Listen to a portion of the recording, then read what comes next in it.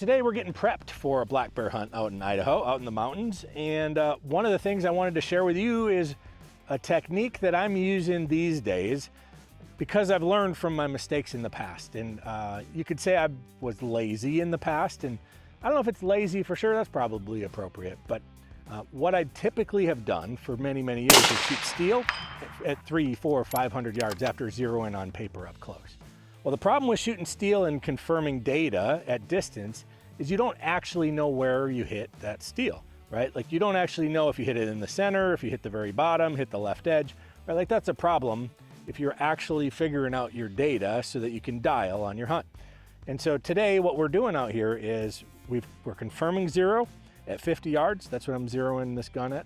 And then I'm confirming on paper at 300, 400, and 500 yards to guarantee that I've got real data I can actually dial and I'm gonna hit where I wanna hit on this hunt.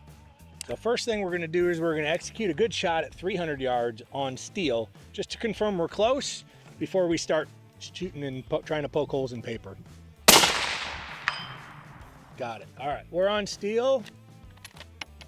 So now, in order to confirm that we're not only on target, but we're center of the target, I'm gonna punch one in the paper there and see if we need to make an additional adjustment.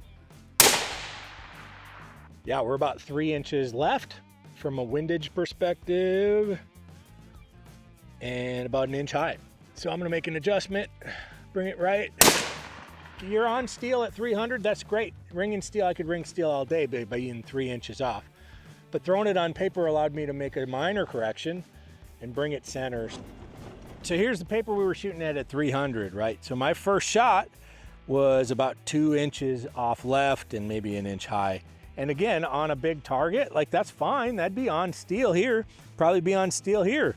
And so like you can get away with a lot on a steel target and not really understand what's going on.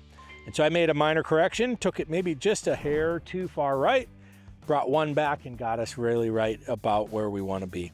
So I'm happy with that. If I'm 1 inch off at 300, like I'm in really, really good shape versus being 3 inches off.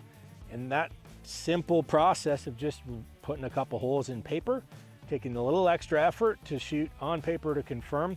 So if this was interesting and you learned something from it, drop a like, maybe a comment on your process pre-hunt on what you do, and go ahead and subscribe below for future content much the same.